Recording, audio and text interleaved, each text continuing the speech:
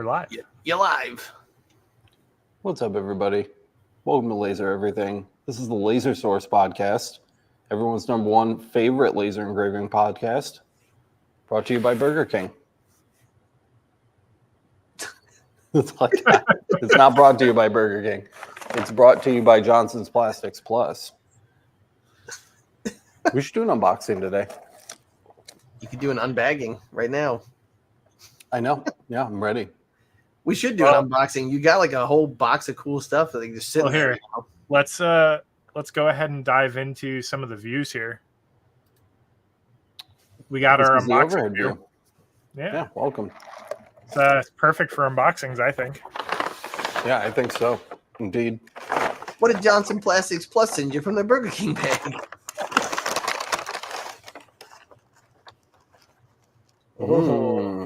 Wow, look at those. Those look delicious. And what else we got going on in here? Oh, double cheeseburger. That'll be really fun to open. This probably the most underrated laser accessory this year. People zoomed in. Got another bag here. I think that one's empty.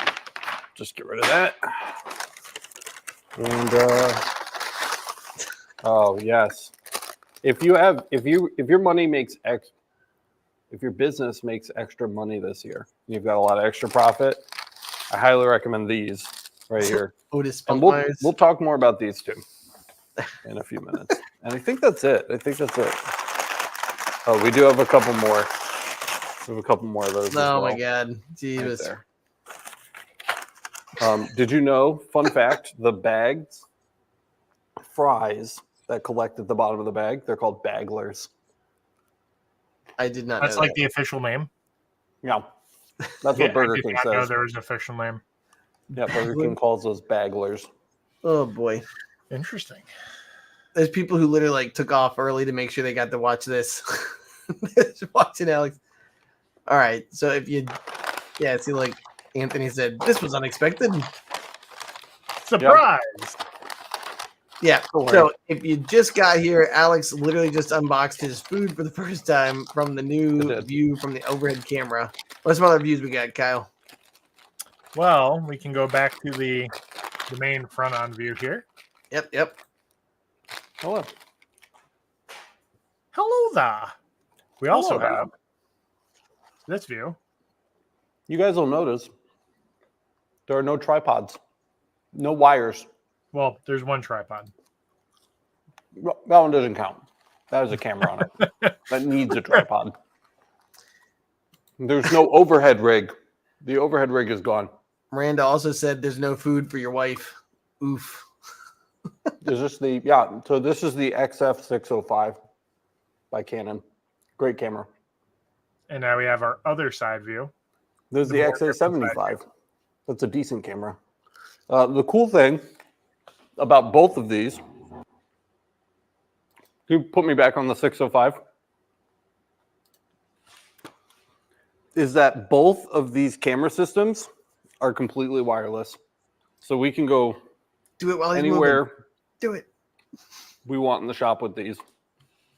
I'm not going to switch cameras while you're walking around which is pretty cool. We're not a fan of motion sickness around here. No. But they're both completely wireless, which is really nice about that is we can like film right up on the laser right as things are working and moving and grooving. Yeah, that was a really nice side effect from the investment we made in LBX is that we ended up with some nice wireless systems that'll make filming here really, really a lot easier. Are there? I think there's a couple more, aren't there? Yeah, we haven't even talked about the PTZs.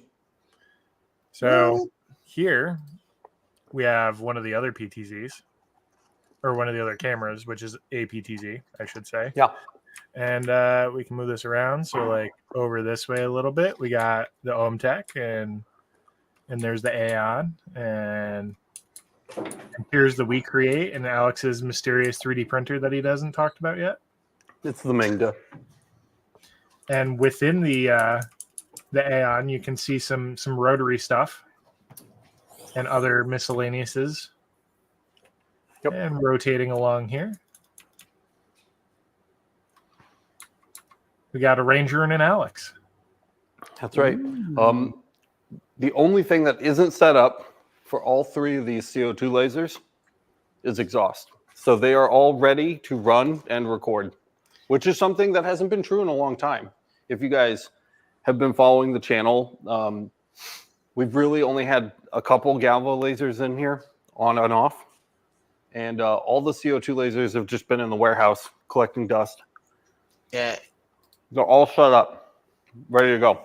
And the reason, just so you guys like how Kyle's looking at it right now, the reason he's got it set up this way is because the shop, the physical shop, is reopening soon. And then now, like, this is literally made for work. Like, this is really nice setup. So basically lots of open space. That's why everything had to get off the floors. So if you noticed when Kyle was just overhead, there's no wires anywhere in the walking space. So really important to see and know, because anybody who knows has a shop, like, you can literally see there's like 4 or 5 feet between the 2 things, between the 2 tables in the center and all that kind of stuff. Same thing, like right here where this chair is, it's just like a clear shot all the way down. Like, you've got your work center in the middle, and then you've got like all your devices and stuff laid out. Yep. Or you have to have a mobile table, like Kyle's got the mobile rig for the. And then we actually have we have another PTZ too. We do. Nope. Let's go back to it. Let's see.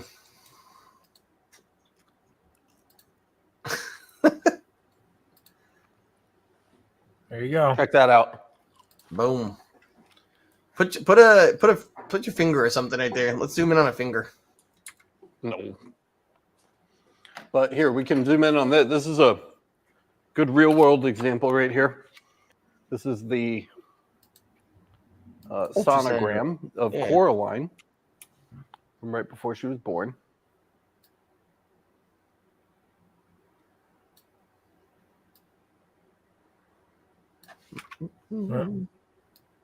Hang tight. It's focusing. We're going to pre-program these guys, so we won't be doing this during live streams and such. There you go. Autofocus really hates that view. Is it drifting? There we go. Look at that. So really nice view here. So you can get a lot of overhead shots and all kinds of fun jazz. All kinds of fun jazz over here. Yep. Dude, that Blackwell fixture is just redonkulous. It's so I know. I love it. I love it so much. Oh my God. Like, look at the breadboard next to it where it's like, are those like 1.5 inches spread apart, or is that an inch apart on those other I believe the spacing's 12.5 millimeters. On the one on the left, I mean, like the 25 millimeters. Yeah, so or that's 50, sorry. I was gonna say that's big. Anyways, 50 millimeters, it's massive. I really want, millimeters. I want Blackwell so bad. I think so sick. And we're back.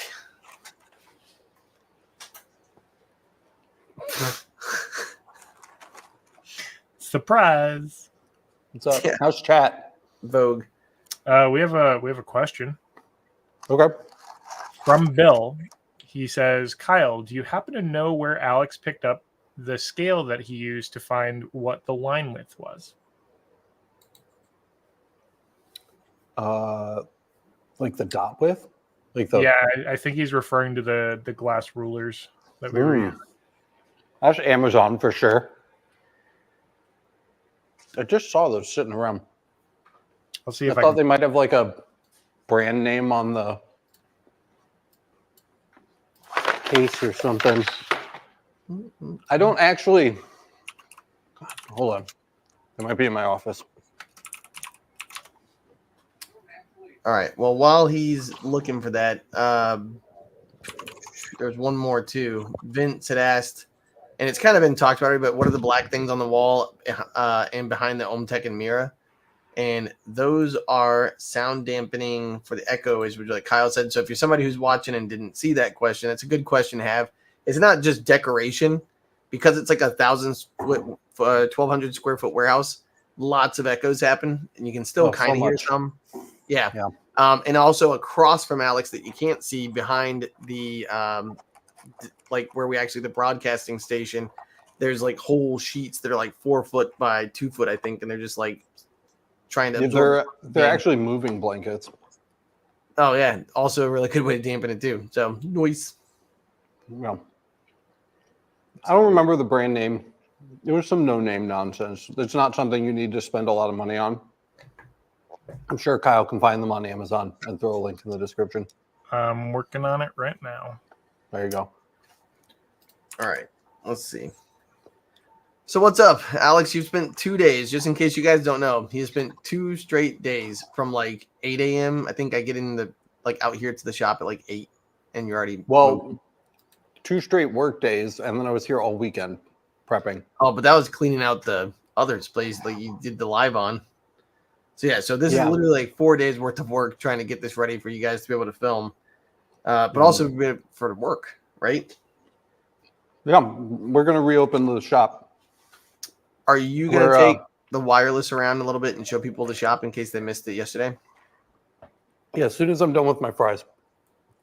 I'm okay with everything on this table being cold except for my fries. But yeah, we're gonna reopen the shop. Mostly because we just feel like the content hasn't been quite as exciting as it could be if we were doing real world work. Yeah, the So variety. we're going to be able to have the opportunity for real people to bring in real jobs. We can work on them in a real workshop. The cameras are here. Everything's ready to go. We don't need to set up lights and cameras every time we want to shoot. Everything is available to us. Every machine we have.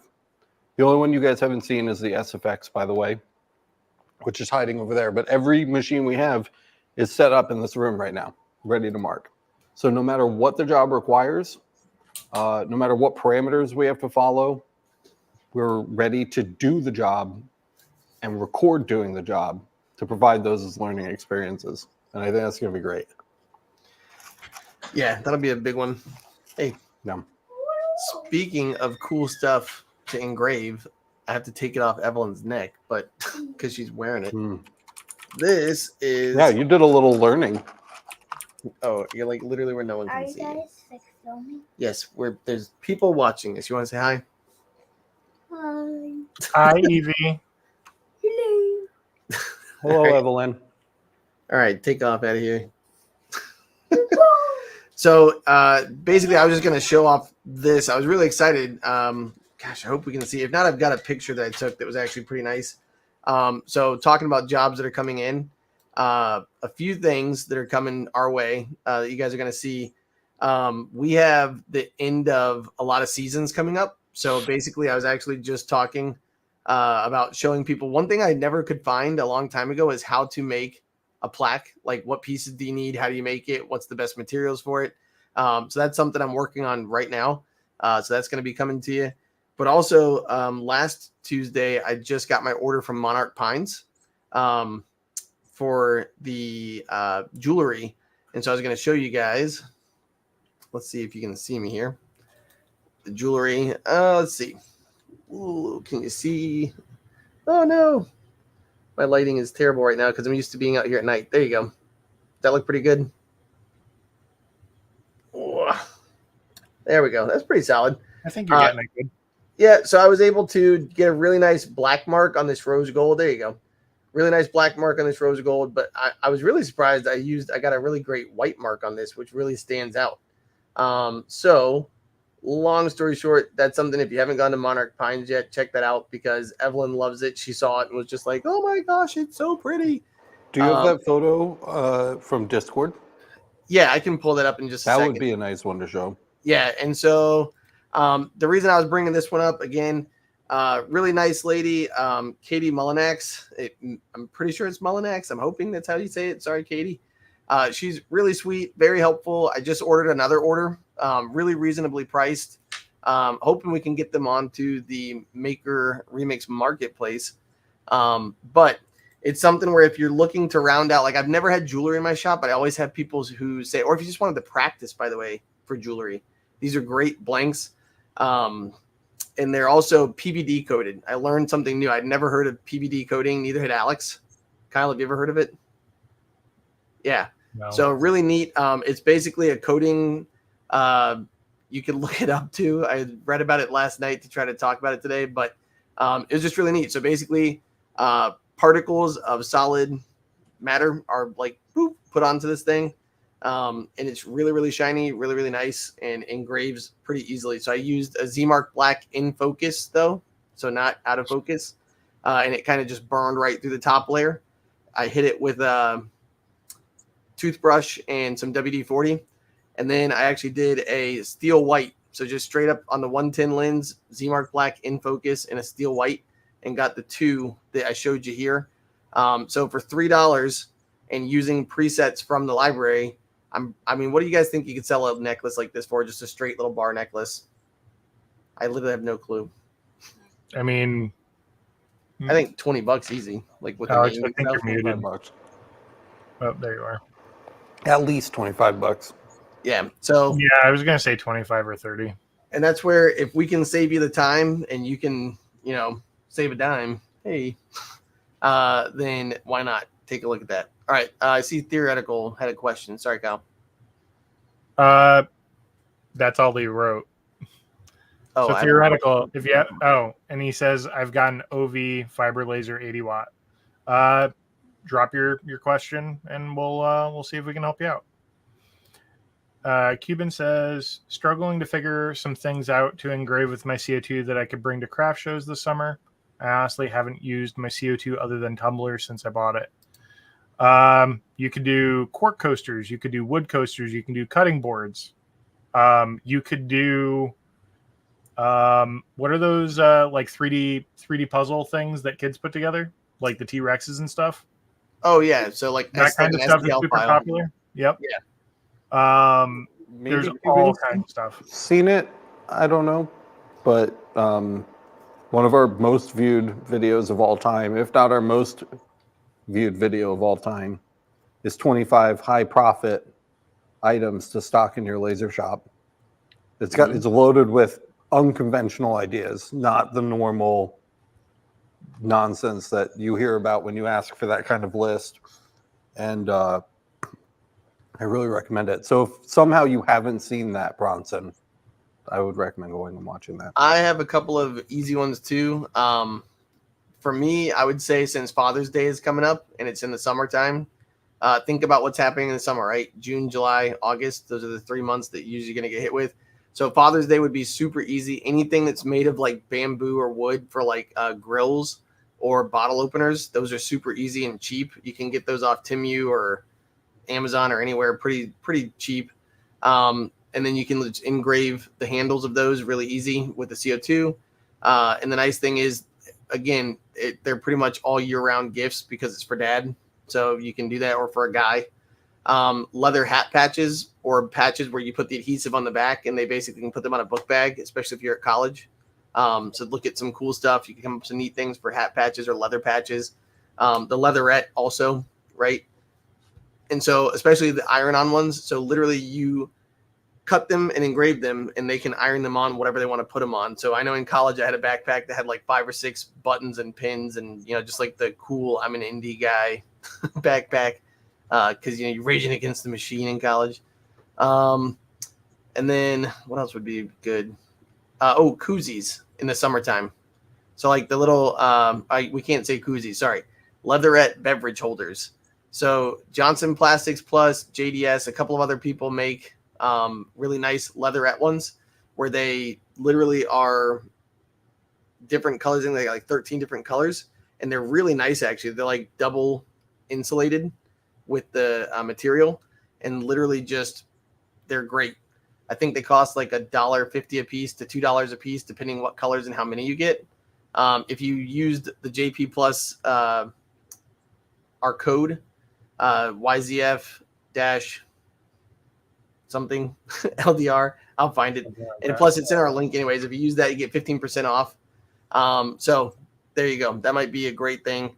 So just anything summer related, anything barbecue related, 4th of July, that kind of stuff. Really good for summer. At least that's what's sold for me. Oh, here's the picture. Okay. Um, Save image. while you're looking that up,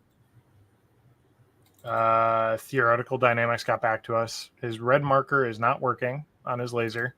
They're saying I need a new red marker. I know nothing about this. Kind of frustrating not being able to see your image on your substrate. Oh yeah.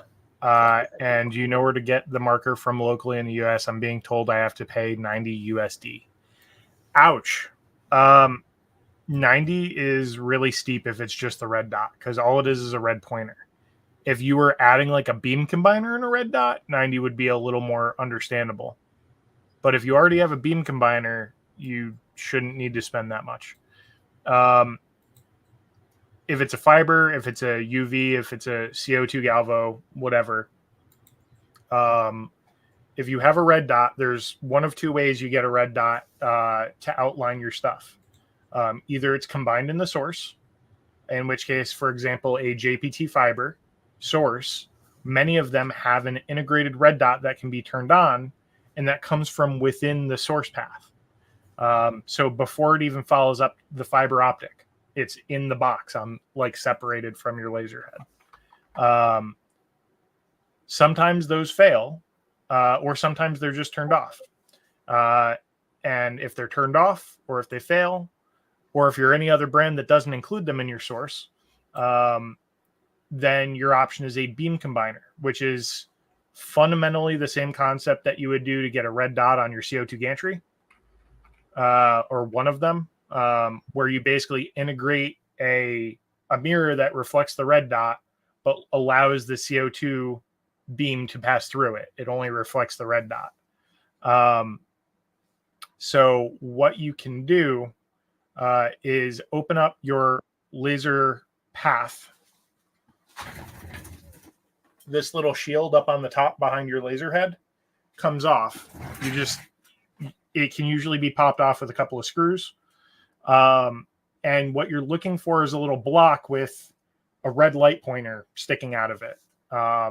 And if you see one of those, you can measure the diameter of it and you know what diameter red dot you need.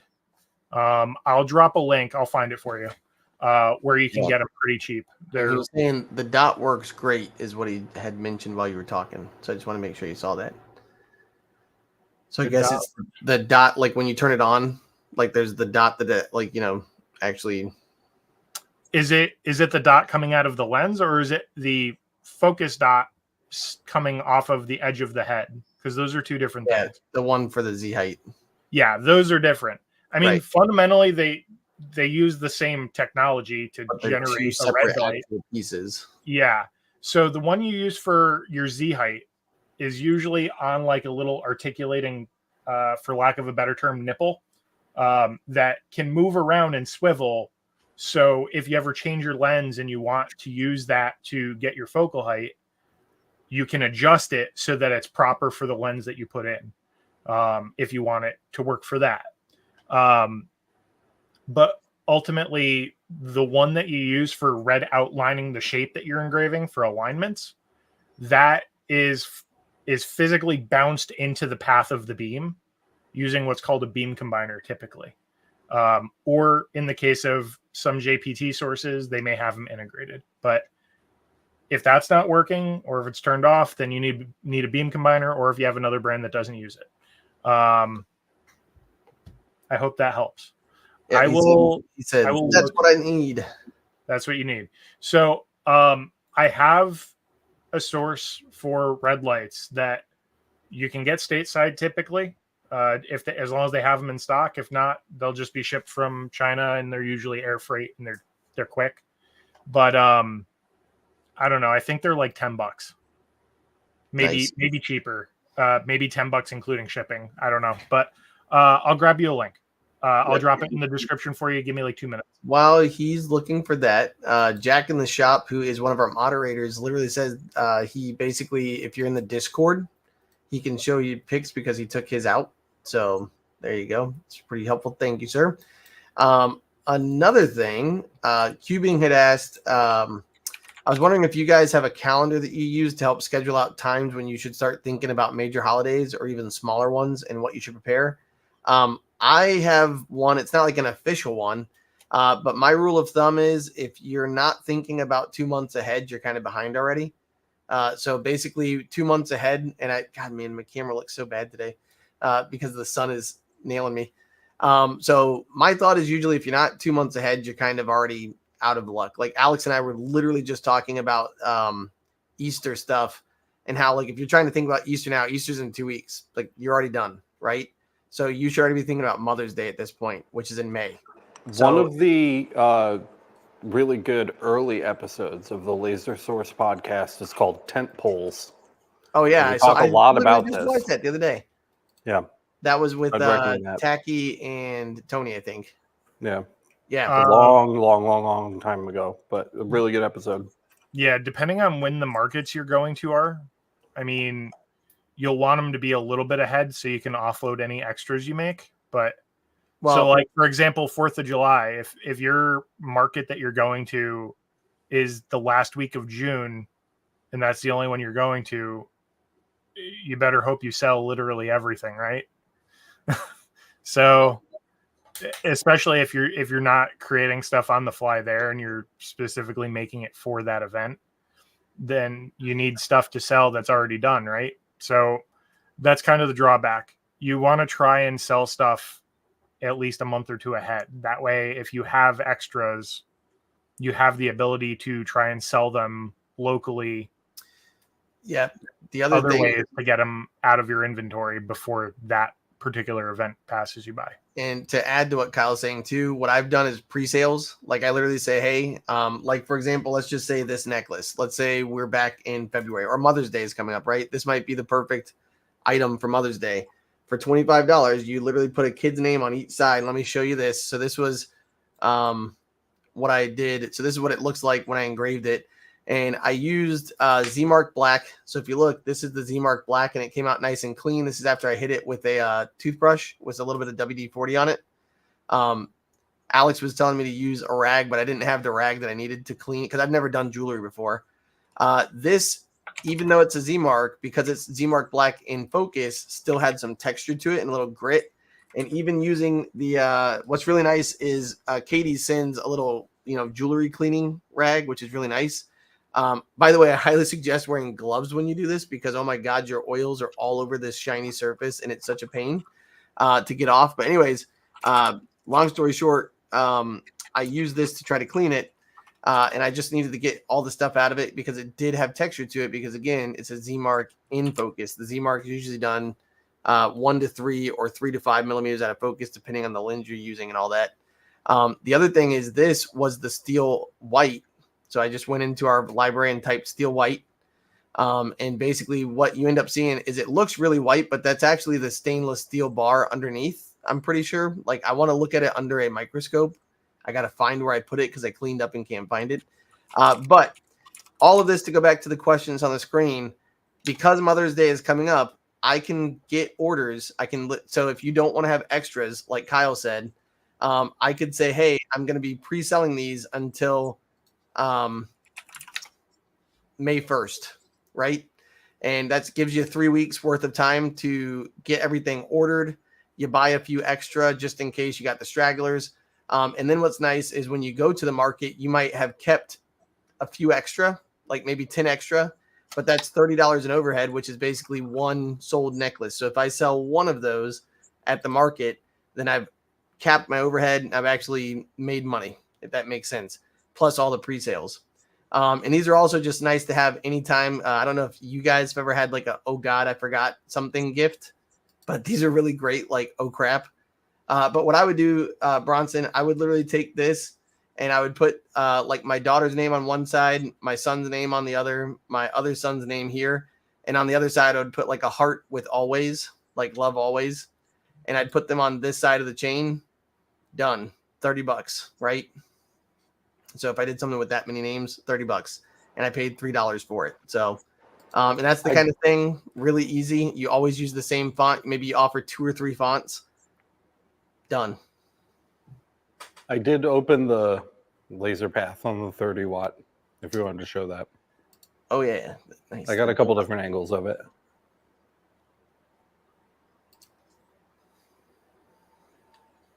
Yep. So, Alex, can you point to that combiner block? That's the guy. So if let me swap here. I'll swap views so you can see it from the other side too.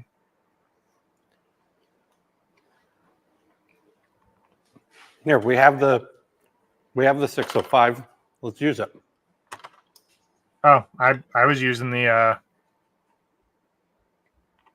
this one. The move. Yeah, either way. The 605 has a really nice shot on it right now.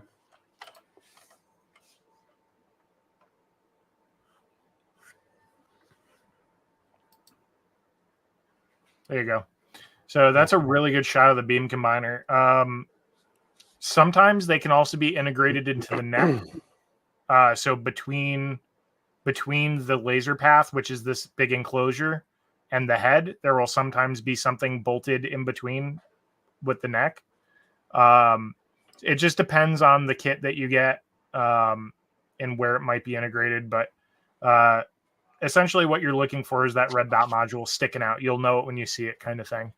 And that's what you'll need to swap out if you have the By the way, I know we're talking about the laser itself, but real quick, can you show the 3 different like angles we've got on this? So this is why Alex did a great, like, I don't know, I'm just super excited. So you've got the one that Kyle just had. We can zoom in on it from that angle. We've got an over the top, like where we can do some close-ups. And then you've got the front one where we can look straight into it, or the view from the front, I think, right? The XF 605. So really, I don't know. Like, that's really nice. What about the one? Did he set it up where he was eating dinner, right? So that's 1, 2, 3. Yeah, there's 3 of them. And then there's that one. That's sick. So long story short, really, I don't know. I'm just really impressed. Really sweet work. Nice work, man. That looks dope. All right. By the way, boys, whoops, not that one. Boyce just came in to chat. Hey, Boyce. Amasiko Custom Designs, his channel that he started for his company. He's on his way home from work, catching the live stream. What's up, buddy? So, yep. Go give him a follow if you can. Give him some likes and some thumbs up. He's actually just did you guys know he was working on the sign parties.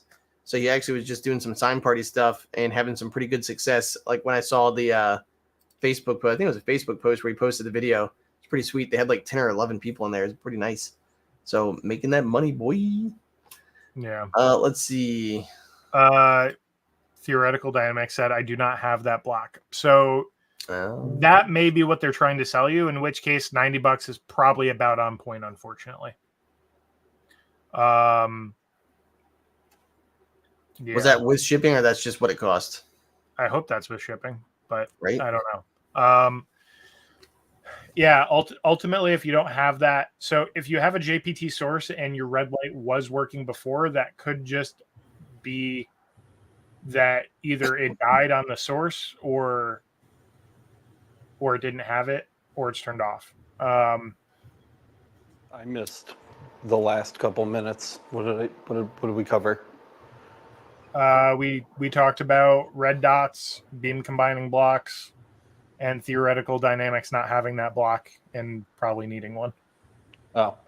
And he just said working before, I don't know where it would be located.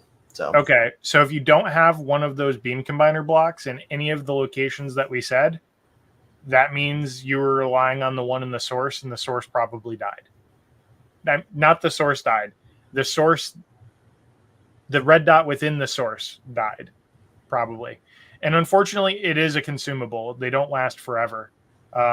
That's why they're so cheap. They cost like $6 to replace. You can get a 3 or even a 10 pack and drop the price down to like $2 a piece. And a lot of people who run a lot of galvos or even get gantries, because they're the same one in gantries, they do go out when you use them all the time, and you just undo the grub screw, pop a new one in, plug in the little connector or wire it in depending on how it's wired in, and swap it. So the red dot is super cheap to replace. The beam combining block, if you don't have it, that's the costly add-on. and it depends on if you have one bolted in place like Alex's, where it's in the path of the laser, or if it's an add-on block on like the neck, because there are 2 or 3 different styles of them that are specific to galvo lasers, that also the lens for them is specific. So for example, the lens in this one will allow the 1064 to pass through it, but block the I think it's 650 nanometer red dot.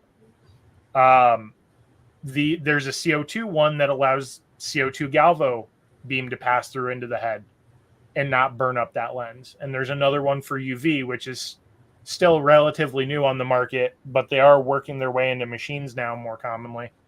I still have to install mine. But Theoretical said his setup is fully enclosed. Well, you'll see behind Alex's block, there's I think it's called the fiber emitter. It's the end of where the fiber cable runs into. It's that big black piece. And Alex is holding up a loose one now from the GZ Tech. But it will be in front of this somewhere. So if you find this in your machine, it's got to be in front of it. It's not going to be behind it if you have a block.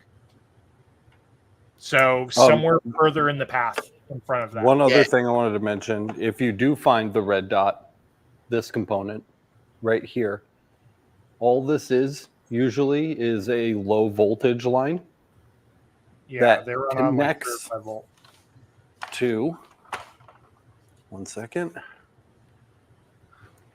It's just wired in. a tiny little switching power supply, just like this one.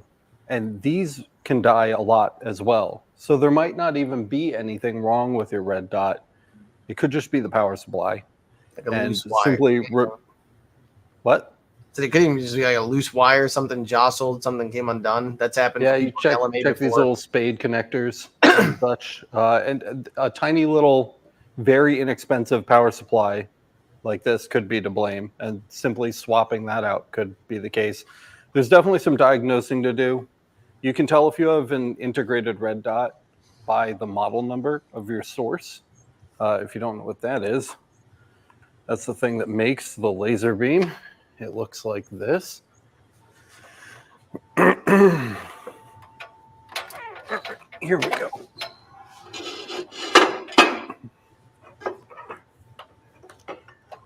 So that's your laser source. This is what actually generates the marking laser. That's a little 30 watt JPT-LP source. Yeah, and usually they have a sticker on them that tells you the model number, and you can tell from the model number whether or not you have an integrated red dot, which could save you from going on a wild goose chase. Yep. Save you some ducats. Yep. So it's going to take some diagnosis. Long story short, but By the way, this is one of the angles. This is why I was kind of excited, because Alex was telling me today some thoughts he was having is like literally to take apart. There's so many times like we have where we talk about this stuff, but to be able to like literally just show it to you so quickly and easily is pretty sweet. So I'm excited for the new camera setups for the shop, dude. It's pretty dope. Me too, man. One of the reasons I took this out and brought it up to the table here is because one of the first things we're going to do with this new setup and all these new capabilities is we're going to strip this laser down. This is the laser I started my business with well before the YouTube channel. This is my very first Galvo laser, and we're going to gut it, and we're going to rebuild it on a bench just like this one, open face, if you will, exploded View, like Iron Man. Yeah, so it'll be like an exploded view of the laser. And the reason we're doing that is because we have components to test. GZ Tech, a long time ago, well over a year now, I think, very generously sent us this GM 80 watt fiber laser source over here. It's a MOPA source. And Miranda said she served us well. what? Talking about the laser that's taken apart right now. Oh yeah, it did. It did serve us well. It's still going to serve us well, just as science fodder. There's no good way to test a source. I can't review this source on its own. We need to do something with it. And so having a test bench of sorts where I can just remove the 30-watt LP source and hook this one up will be ideal for examining individual components, which I'm really, really excited about. So this whole thing, everything in this stamped steel chassis will be like just exploded out all over this table, mounted to the wood top.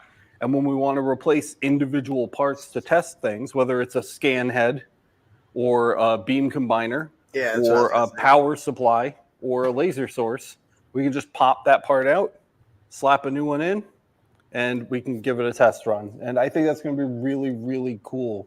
Not just for learning how these work in general, but being able to test those individual components. I think it's just going to be a massive, having a test bench is going to be a massive educational and what I'm excited resource about for you guys. is it's basically like step by step. So like if we wanted to put in a new beam combiner, we could literally do a video for that in like half an hour.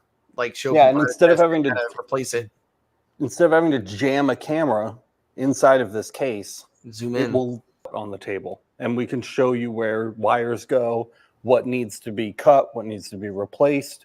Any kind of steps like that are going to be so much easier for you guys to visualize when we've got the components of the machine out on the tabletop. So that's the future of this machine right here. And we're going to start that soon.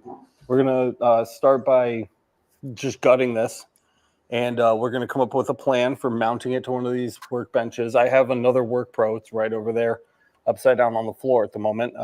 And we're going to build this laser as is on top of the workbench. So that'll be really cool too. Yeah, and so the way it makes sense to me the best is it's going to be like a game of Operation where you can literally like see this thing and it'd be like, all right, let's go for the power supply, and you go like, bzz, ah. Yeah. So as dumb as it sounds, the like I don't know about you guys, but I've literally like had to fix my lawnmower and stuff so many times where I literally just YouTubed like how to fix this lawnmower, and it just walks you through it. Like that'll be what we do. So I'm pretty excited about fair that. share of bzzz. Yeah, Jack in the shop just said bzzz. Yeah, no, I'm good. I'm done with that. Theoretical said model number looks like OV-SF-80. So what that is the manufacturer model number for your combination of parts. Mm-hmm. What you would need is the source model number. So inside your enclosure, you're going to see the box like Alex pointed to earlier. That is the laser source. It's that gray box, or to the right of him, the red box. It's going to usually be a solid color like that, and it's going to have a sticker like Raycus, Max, GZ Tech, JPT, something like that. IPG, IPG, yeah, whatever. So like this whole box and everything inside of it, Mactron labels as the MTF30, which doesn't really mean anything outside of Mactron's catalog.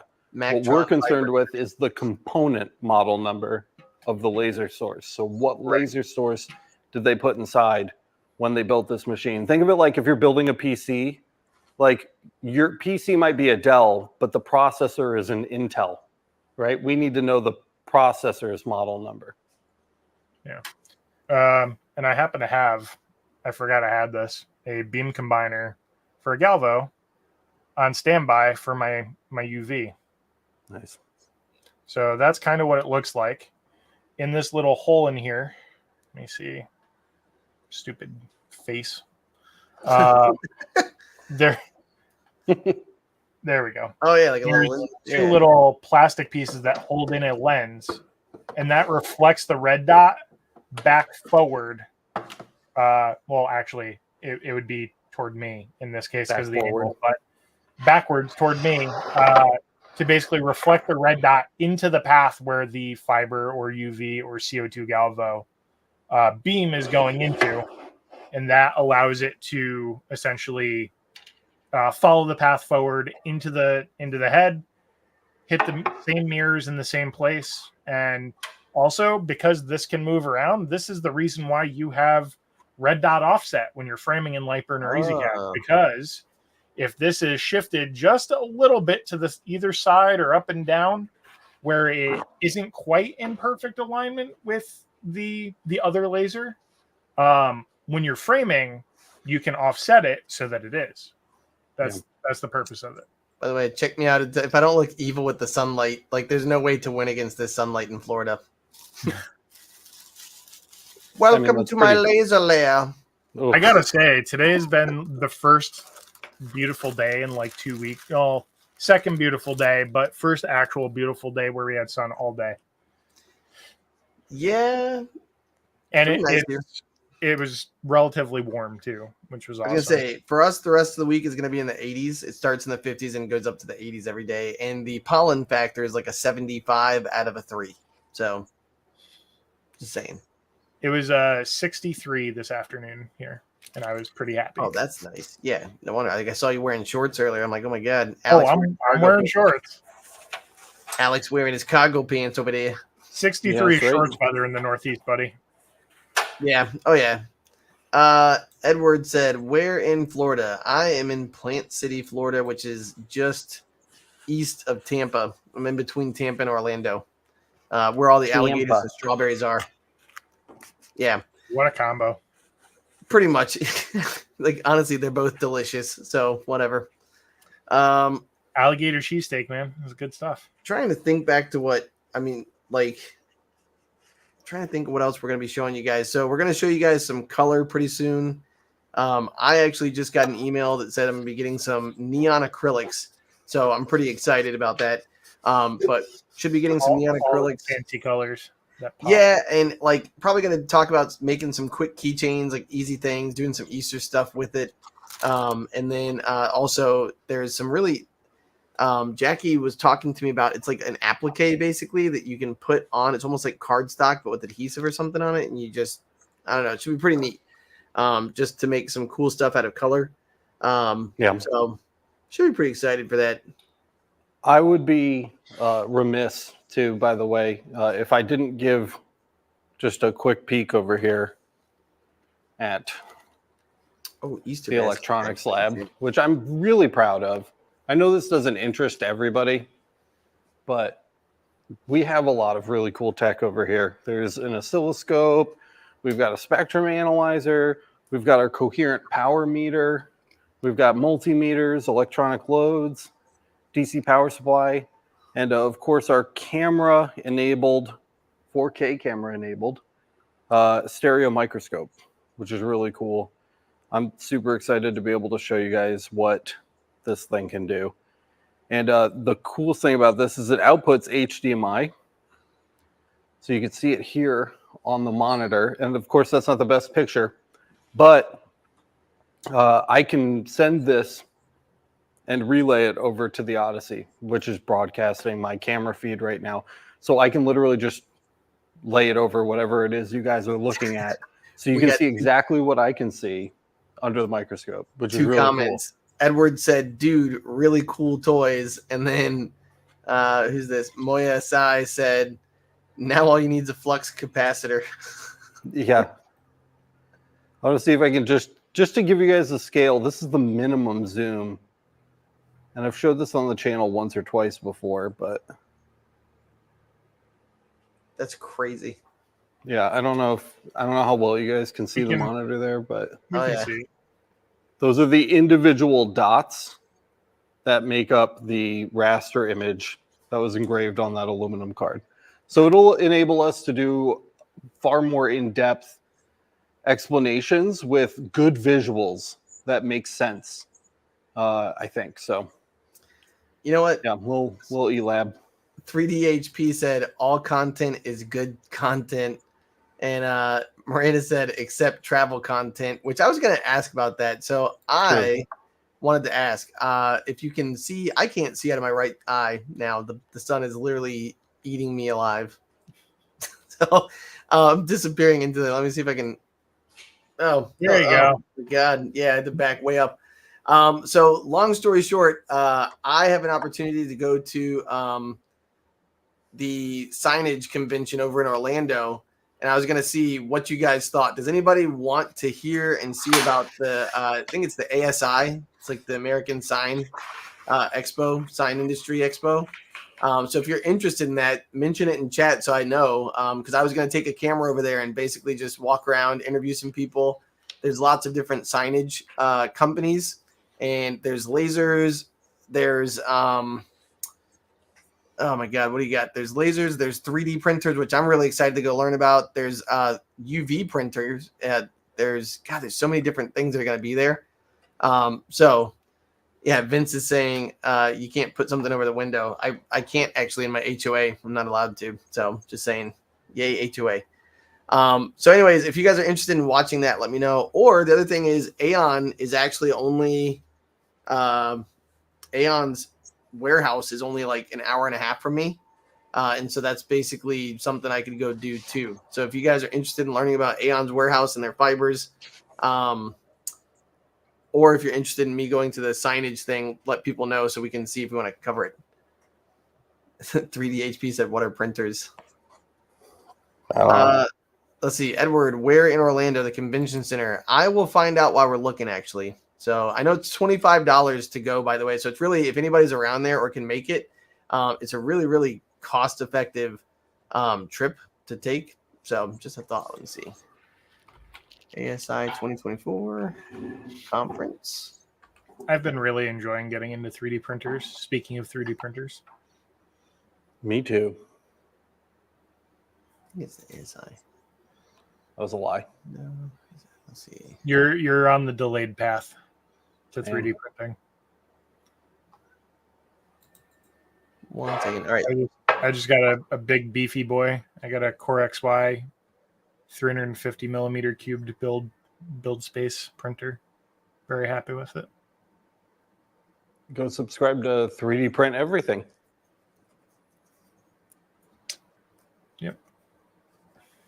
Oh, the ISA. Man, I've got dyslexia pretty bad. There we go. All right, let's see. ISA Expo in Orlando, April 10th through the 12th. Oof, I don't know. I'll figure it out. 10 registration. We can include a link in the description. Yeah, for sure. Let's see. But like I said, it's really, there's going to be a lot of people I know from all different kinds of channels and groups there. It's sponsored by a lot of great companies. I know Johnson Plastics Plus will be there. JP, or was it the DPS, the people who basically are like 3D printing gurus, all kinds of stuff. Yeah. Noise. International Sign Association is what it is. ISA Expo. If you're interested, we'll put a link in there.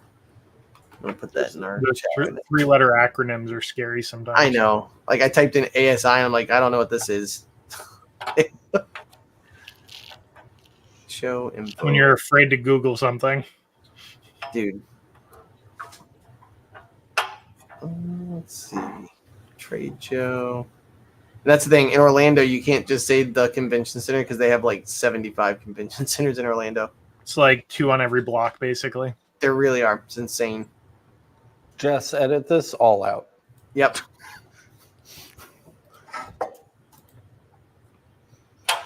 I'm really excited about this project. I just like hanging out with it. I can't wait to get its guts out on the table. Did chat have any feelings about that? I think they just said that sounds cool. That's good. Buzz. Like, there was a lot of buzz about it because we were talking about getting buzzed.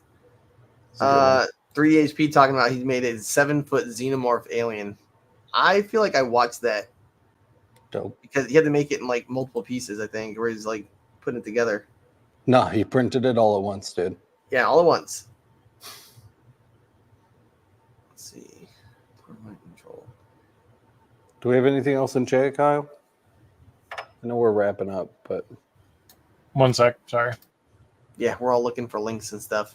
everybody's Like busy. hunting links. Can we not do this after the show? I These can't. guys, the guys that are here live, that Well, want then those talk links about can something. come back to, You got stuff leave to a talk comment. about. What, did you put together a thing this week and you're I have tired? a laser in pieces on my desk. What do you I have? have multiple lasers and a sunbeam exploding my face. I was going to say, besides sunlight in your eyes. You know what? I was going to say I could just take this and turn it vertical. I'll just scoot 5 feet back. There you go. One of the things that I tried to do to reduce echo is switch to a lav. What do you guys think of the audio quality? Is it tolerable? Is it horrible? I'm I interested think in it your sounds feedback. good. Let's see what they say. Let's see. With the same test bench, would you be able to use it as a different types of galvos like fiber, CO2, diode? No. That's an optics problem. So all of the glass between the emitter and the substrate has to get swapped out for every wavelength, which is horrible. And that includes the beam combiner, if you're using one. That includes the Galvo scan mirrors. If you have a beam expander, and many do, that would need to be replaced. And then any lens, any focusing lens or F theta lens that you were using would have to be replaced. So the entire front half of the system is wavelength dependent. I guess technically this part could be reused depending again on the system. It's weird too because like the fiber laser is the only laser that has a source inside of the box. Both the CO2 Galvo and the UV have their sources right up here in the path, right before the head. Yeah. Because both CO2 and UV wavelengths would destroy the fiber optic cable they were traveling through. So they're always mounted right up here, at which point there isn't much to explode. I mean, there's electronics, there's power supplies and stuff, but really you're just taking the beam and you're shooting it directly into the scan head to be projected. Yeah. And just so you guys know, to understand too, like I thought, like, because when I first bought my fiber and I didn't know about CO2 Galvo being different, I literally thought that CO2 Galvo was just like a fiber where it's like if you mess up that fiber coming out the back, like, oh no. And Yeah. Alex was like, it's an extension cord. Did you not look inside this thing? And I was like, maybe not. It's a couple of power wires, basically. Well, yeah, because like until you like, I ordered it knowing I needed it, but like I didn't know all the pieces and all that stuff too. So yeah, good information. Good question. I was considering legitimately putting a female and male quick connect power adapter on mine so I could separately carry my source from my box. So I wasn't carrying a boat anchor attached to another boat anchor. Yeah. I don't know if you know this, but the 60-watt Davi tube, Matt, how heavy is that bastard? So the normal fiber that comes in its crate is 50 kilograms, which is 100 and some odd pounds, right? So 2.2 times 5 would be like 110, 108, something like that. And then the CO2 60 watt, that was 100 kilograms. So it was like 200 pounds, just 220 pounds. 3/4 of that is the source. Yeah. And so you literally go to lift this guy up and put it up on the thing. And I had to have my wife like basically help me eyeball where to put it. And I just remember grunting and be like, ugh, and tossing it on. And then once I needed to square it up, once it was square, I haven't moved it. I'm never moving that thing again without somebody else. If I move the 30-watt LP out of the way, you can literally see the size difference. And it's not the With towers. Not the The towers. UV, it's not the towers, but this is the whole UV source right here. And then the fiber source you guys just saw. Actually, Maybe that big. let's go to the overhead. Yeah, sure. That would be a better, yeah. Do the other one though. The one that can actually autofocus. There you go. Yeah, ridiculous. It's literally like 3 times the size. Yeah, UV fiber. And this is a big fiber. This is an 80-watt JPT source in this thing. And it's still considerably lighter than this 30-watt RF tube over here, Yeah. which is just And the ridiculous. 60 watt is probably like 70% heavier than an additional 70% heavier than that. And I just measured. We have the same size Galvo head, I think, on ours. And so I measured on my fiber. It's 3 3/4 of an inch wide, and on the CO2 Galvo, it's 5 1/2. So Yeah. massive difference. And look at by the way, the fans. Take a look at the fans that are on the 60 watt. When you that yours is a 30 watt, right? Mine's a 30-watt, dude. Yeah, and his are downdraft. So his 30 watts are probably still pretty noisy, but the ones that are on the 60, when you turn them on, it sounds like a Chinook. is taken off. And I'm not kidding you. Like the other day, I made a video and I left them on specifically so people could hear them. It's like when you turn on a computer from the 1990s and literally you can feel the air moving across the floor underneath it, you know, like, oh my God, wild. Yeah, so definitely good information there. I did not have help setting mine up, and I really should have. My back bothered me for a couple days after that. The only help I had was my wife goes right here. I was like, oh. I haven't weightlifted in a long time, but like, you know how when you go to the gym for the first time and you lift weights and like you get like the skin tears almost? Oh yeah, yeah. I had skin tears. Do you know when you go to the gym? I do know. Fair. That's fair. You know when you go backwards, forwards? Yeah. True Tech said, don't go to the gym, just buy more heavy machines. I agree. It's not a bad way to work out. Yeah. Well, your credit cards are going to hate you. 3DHP asked Alex, what type of camera was that we just used that was zooming in above you? That's the PTZ, right? Yeah, that's a 4K PTZ. Can you target one with the other one? You could show people. I'm going to say either that or you can tilt up the XF. I guess, yeah. No, it's really high up. Maybe the XA. The XA is dead. Let me get another battery for it. We could follow Alex around the shop. I'll just you can stalk me. Yeah. Oh, are none of these plugged in? Well, hopefully this works. I don't know which side of the shop he's on. I cleared my floor so well it sounds like a basketball court. Can you show them the other PTZ? Is it able to show them that? Here, look. I got it right here. Hey, nice. If you can switch me, Kyle. There you go. There you go. By the way, we had those at LBX, and it zoomed at least 200 feet across the walkway. And that's me moving it. Yeah. Yep.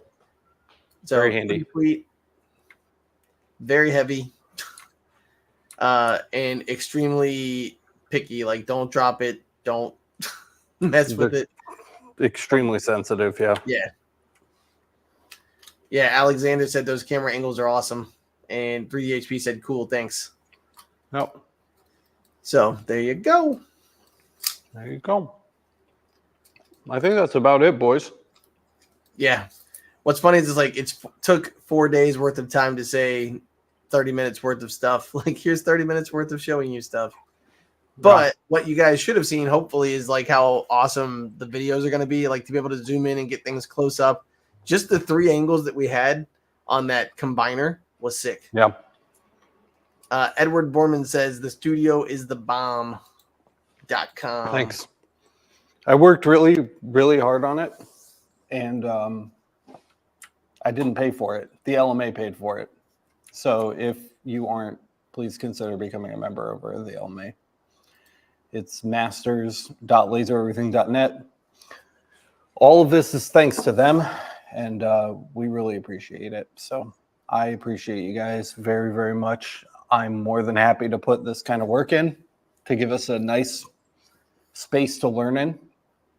And I'm super grateful. I'm super grateful I get to stand around all this dope-ass shit. So that's what I got to say about that. Shout out to our sponsor, Johnson Plastics Plus, sponsoring the podcast now. You guys are amazing. You can save 15% off of the vast majority of the things on their online store with the code down in the description. Using our affiliate link helps support the channel. Mm-hmm. So thank you in advance for that if you choose to do that. I don't know, guys. I'm tired. My feet If you're hurt. not a member of the community, there's links to the Facebook and Discord down there. They're free. There it is. And as Alex said, the LMA is there if you want to help us support our team and do what we do every day. Help us help you, helping us, helping you. And if you want to go to the ASI and represent us, or the ISA, or any other of those three-lettered shows, you can buy some merch like the lasered one, or you could get the hoodie like I've got that has lasted me for 3.5 years and falling apart now. I looked better in this before, kids, but all right, it's time to go. My God. Still a dope shirt. He's like, Hi, I used guys. to be beautiful. Still beautiful, just with your eyes closed. Oh yeah, you know Thank what, you so Miranda? much. Hold on, Oh. Miranda said setting up the customer space. That'll be a good next Tuesday. Yeah, you guys, we haven't even. Do you want to walk over there? Next Tuesday. We can Oh, walk we over can there do really it. We're gonna quick. do it. Really Oh, quick. we're gonna Put do me it. on the XA75, please. I'm excited for this too.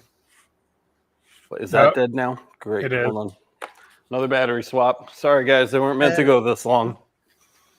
I'm excited though. I want to see it. They get it all cleaned up. It's ready to go. Miranda gets to start setting up the customer space. Look, just when you thought we were done, we came back for more. There's Bam. Alex swapping the camera or battery. Okay, guys. So, When it's connected, I'll swap it. oh, it should be connected. While we're doing that, real quick, one more. True Tech, I just saw a question from him. He said, what's the upper limit for the area of a cam within LightBurn? Has anyone tested it? There you go. Hey, we're live. What was it? What is the upper limit for the area of a camera within LightBurn? Has anyone tested it yet? Ooh.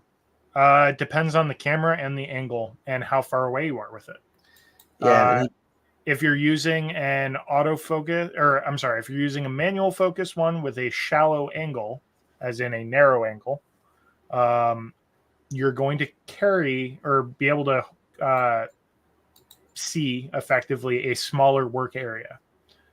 If you go with a wider angle, you'll be able to see a bigger area given the same height away from the area that you're looking at, your engrave area. If you raise that height now, you can increase greatly the area that you can see. It really depends. What I would suggest, if you're looking to dive into doing LightBurn camera, they have a utility. I believe it's under tools. I will validate real quick. So, It's been a little LightBurn while. Camera Wizard. Yeah, they have a wizard. Nope, it's under help. So camera selection help under the help drop down in LightBurn. So essentially what you can do is they ask you machine size, and effectively that's your work area that you want to cover. So think of it that way. And you type in the area you want to see, and it gives you common selections for megapixel, camera angle, or lens angle rather, and aspect ratio and all that. et cetera. All right. Yeah. And it tells you your minimum and your maximum mounting height and what'll actually work for you. It will automatically remove off the list what won't work for you if you can't fit that area at all. There you go. He said, thank you very much. All right, the shop. Okay. So, this is the studio. You've seen it. Out that door is the old warehouse. Old hat. If we walk New this hat. way, this is the behind the scenes. This is the junk that still needs to get cleaned up. And we're just gonna kind of Organized and cleaned up. We got this. knocking stuff over. Okay, so this will be Laser Everything. This is the room where people will come in and order engraving. So we're gonna put up like a whole showcase area. We're gonna hang plaques and show off blanks and all kinds of stuff. We'll have like a nice cash register here. Got our drink fridge ready to go. That room is where my Administration. kids will exist during the day. That's Miranda's office over there and mine. And yeah, there's just a bunch of Coke and Burger King, Pokemon cards, which have to be moved. And that's it. So, there's the hall. Here it is. Ooh, hallway. And you'll just come in and be like, oh, hello. Miranda Actually, it said, looks don't show that. it looks pretty nice. There's going to be a door here, so they won't see the studio. And there will be a baby gate here and screaming children frothing at the mouth on the other side of it, so they won't be tempted to go in there. That's, So where yeah, that's who he's been feeding all the Coca-Cola to, just chugging them. yeah. So we're gonna get shelves in here, guys. We're gonna be doing projects to put up as examples for the customers. I'm really What kind excited of to talk about like display cases and like how to display stuff. Like that's the kind of stuff people want to know about too, who are like Anthony, who just started a shop too, you know?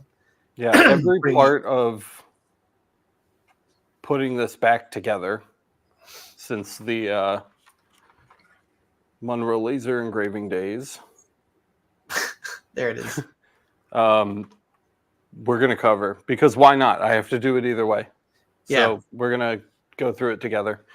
I think it's awesome. It'd be like And, all the yeah. growing pain points and stuff. So pretty cool. Yeah, Yep. it's pretty cool. But that's about it, guys. I think we've taken more than enough of your time with this weird show. So if you realize, by the way, that my cadence has been weird today, I'm not having a stroke. I can hear every single thing I'm saying a half second after I say it in my ears because of the way we have the audio set up today. And I'll have it fixed before we do something else live in this setup. But it's been very distracting. It's been very distracting. It just all night. So I'm okay. Don't call an ambulance. 50. I just have been talking to myself all night. So I'm done listening to my voice. I'm sure you're done listening to my voice. Go check out the LMA, masters.lasereverything.net. Matt, Kyle, I love you guys. Thanks for the help. Love you too, buddy. And I think that's all we've got. So until next time, get marking. Go do something. Be productive. I love you. Bye-bye. Bye, everybody. See you in the next one.